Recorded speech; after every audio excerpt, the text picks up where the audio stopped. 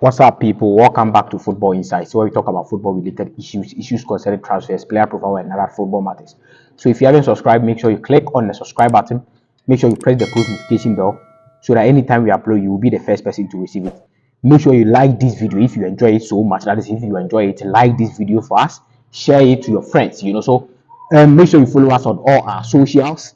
The links are in the description, and then the handles will be flowing, the graphics will be flowing. Make sure you follow us on all our social media platform, on TikTok, on IG, and then on X, because on TikTok there is a problem. As I told you earlier on, there is a problem. So on TikTok it is football underscore inside 0. It is no more football underscore, though it's inside 1, or football underscore insights 1. So you follow us there, our new channel. Make sure you go and follow us. Please go and follow us. Subscribe to the channel. This is your weekend review. We are not going to waste time. We are not going to waste time. This is Football Insights. My name is Kubo. Quickly, let's move straight into the video. So we start with the EPL. Liverpool early kickoff, because of course it was after international break, right after international break. The games is going to be difficult, of course, especially the players or the teams who has a lot of players coming from the South America or coming from the CONMEBOL. Very, very difficult for them, especially Chelsea. They have midfield two, Enzo Fernandez and Caicedo. They were coming from some. Enzo is from Argentina. Caicedo is from Ecuador. So it was very difficult for them. Liverpool had same players. Almost all the teams. So Liverpool won by 2-0 against Everton. In this game, it was really tough for Liverpool. Even when the red card came, Ashley Young got the red card. It was an early kickoff. Ashley Young got the red card in the first half. Liverpool still find it very, very, very difficult to beat West Ham until the floodgate was open. Mohamed Salah, that was a brilliant goal by Mohamed Salah, first goal, and then the second goal too, that was a top run by Mohamed Salah. Darwin Núñez, not being so selfish, squared the ball to Mohamed Salah, and then Mohamed Salah is very clinical. When the ball is in front of Mohamed Salah, and then this is the pool, best believe he's going to put the ball in the net. So Mohamed Salah scored 2 goals. Ashley Young got a red card. Everton, I don't know how to call them, because I don't see them like that. Coming into the season, I saw Aston Villa as a threat, but Everton are not that team. So I have heard they have new ownership right now. Is it 777 something sports something company? So they have a new owners. They are planning to build their new stadium, Goodison Park. So we will see. I know they will come good. So Liverpool won by 2-0. Wolverhampton also won by 2-1 against Bournemouth. In this game, it was clear that Wolverhampton was going to win the game. Of course, Wolverhampton are not performing really, really well. They are struggling. Of course, they are struggling. But Bournemouth wouldn't be so difficult for Wolverhampton to win. So Wolverhampton won Bournemouth by 2-1. Brentford also won by 3-0 against Burnley. Burnley are struggling. Coming into this season, I thought they were going to do something, but it looks like I don't want to blame company so much, because the quality the players Burnley has, they can't simply compete. So Burnley are struggling, and then Brentford scored them by 3-0. Manchester City also won by 2-1. Goal scored by Julian Alvarez, a top goal by Julian Alvarez, and then Erling Haaland. That was a drive, and that was a shoot, man.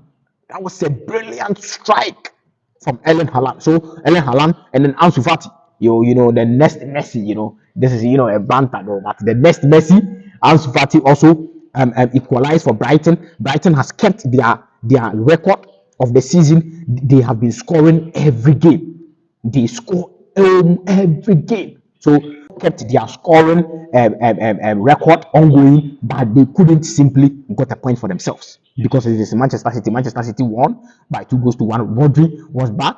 You can see that there is a stability in the middle. So Man City won, of course. Coming into this game, they have lost 3 games in a bounce. So it wouldn't be third time in a row. 3 games in all competition. In all competition, and not in the Premier League. In the Premier League, they had lost 2 games in a bounce. So 3 games in a bounce was going to be very, very difficult. Yeah, of course, was going to, and then they played it in Etihad. So Man City won. Newcastle pasted Crystal Palace by 4-0. Even going into this game, I thought it was going to be very difficult for Newcastle, because Crystal Palace are also a decent side. They are equally a decent side, and same as of course, Newcastle are playing Champions League. They are there. They have the money. They have the investment. They are there. But Crystal Palace are not, that just a mere guy that you can walk over them. So Newcastle pasted them, and then they are fond of doing that. They pasted Sheffield United by 8 goals to 0. When they get you will drink the goals. That is Newcastle. That's what the one thing I love about them. When they catch you, you will drink the goals. You saw what they did against PSG. So Newcastle are performing really, really well. So they won by 4 goals to 0 against Crystal Palace. Nottingham Forest also drew by 2-2 against Luton Town. Nottingham Forest, Luton Town. Even though Nottingham Forest are, a bit higher than Luton Town, but Luton Town cannot sit there just like that for Nottingham Forest to walk over them. So 2-2, brilliant game. In this game, I watched only the second half, and then I have a problem with the EPL. I have a problem, and then when I finish it, I finish the match, I finish the review, I will go there. I have a problem with the EPL, the fixtures. I have a problem with that. Chelsea, the big game, Arsenal versus Chelsea. Chelsea played home, 2-2. Chelsea versus Arsenal 2-2. It ended 2-2. Very, very, very, very disappointing results by Chelsea. As a Chelsea fan, I feel very, very, very disappointed. It felt like a loss. Honestly, it felt like a loss. But going into this game, I didn't expect Chelsea to, perform or put out a performance against Arsenal in that manner. But as soon as we approached the game, and then we saw that no, we are going to do something. We can do something, and then we had 2 goals. We had 2 goals, bruv. Two solid goals. Top goal by Mikhailo Mudryk. He caused the penalty and also scored a goal of the season contender. That was a top goal by Mikhailo Mudryk. What top class goal? People are saying that it is just it wasn't intentional, and then I don't care if it is intentional or not intentional. Me, I don't care. What I want is for Mikhailo Mudryk to just score the goal. I don't care whether it is intentional or not intentional, bro. But I want us to take 1 minute and go inside the game very well. Going into this game, Chelsea had we didn't have that feat that we can stand up against Arsenal. But going into this game, what Mauricio Pochettino really did to stop Arsenal was to take over the midfield. Arsenal have equally top midfielders because Declan Rice is a top midfielder. Odegaard is a top midfielder. Jorginho at his best, he's a threat.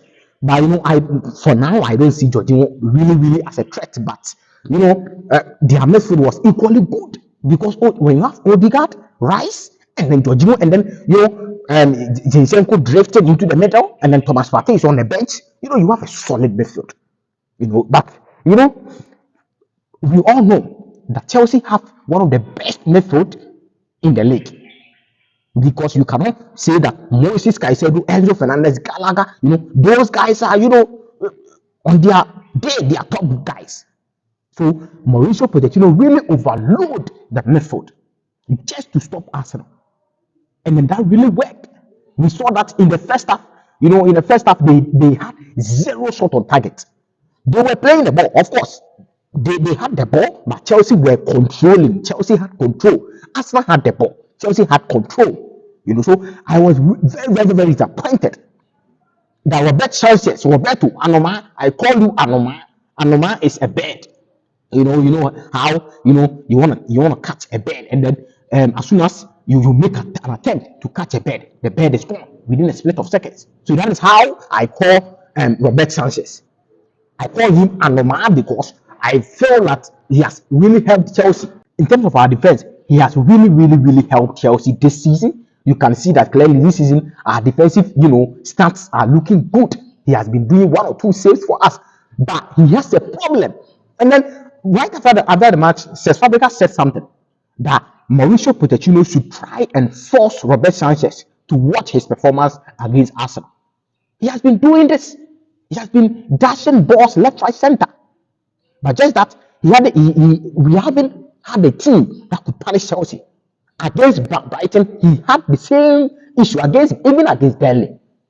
So he's fond of doing that. So I think he's a top goalkeeper, but Mauricio Pochettino should work on him. Palmer scored a penalty, There was a little bit of incident in between Sterling and Palmer, but Palmer steps up, score a penalty. So he performed really well. He performed really well in the game. Arsenal, goal scored by Trossard, top goal by Trossard.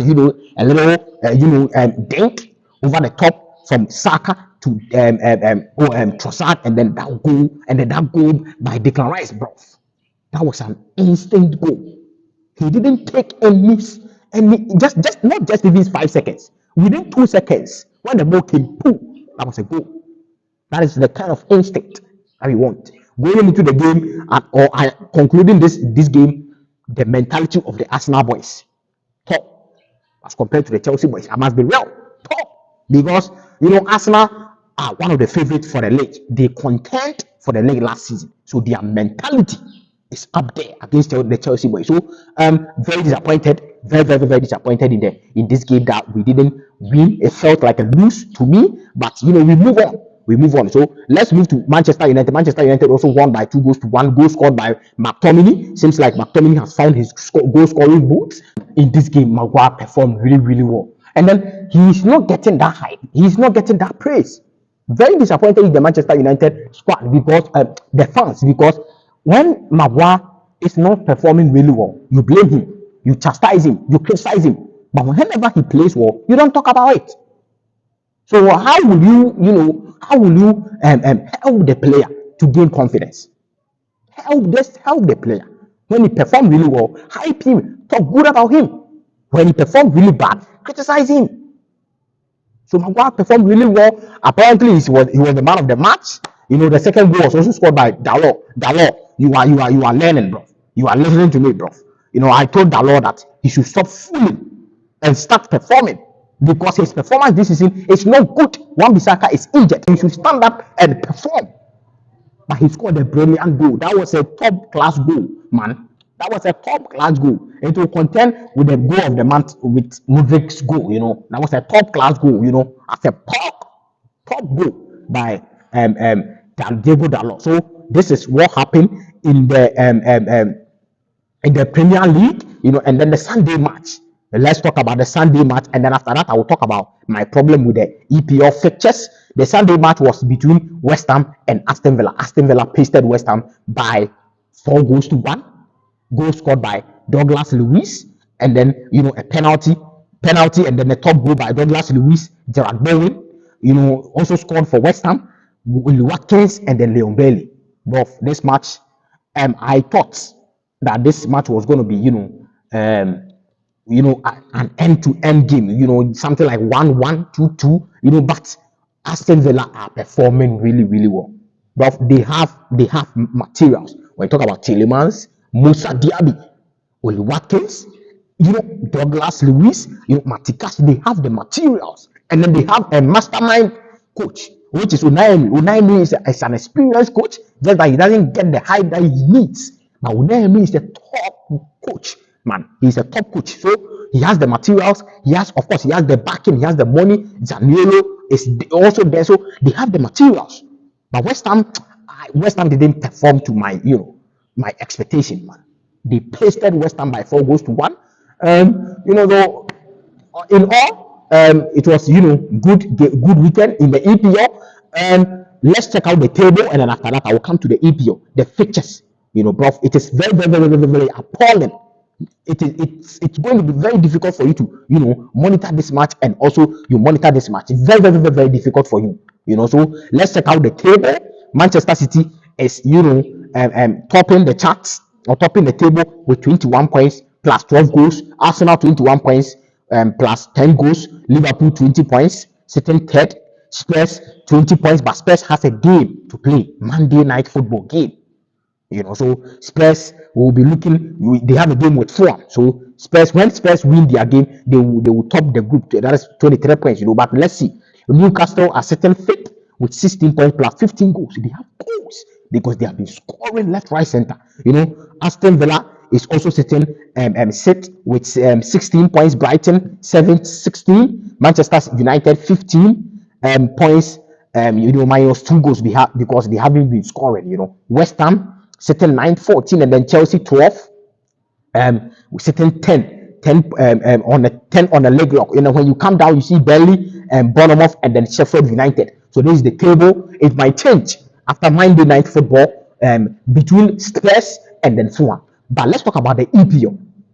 Well, the EPL, the fixtures, the way they have scheduled the fixtures for this particular season, well, it is not helping at all. It is not helping with the content creators. You must, if you can talk about a game, you can really talk about a game, you must monitor the game. Surely, you must monitor the game really, really well. But here is the case. The game, you know, the Saturday games, they can play almost 8 matches in Saturday, just only in Saturday. And then in Sunday, they play only 1 game. I don't get it. EPL, they should do something about it because it is worrying us.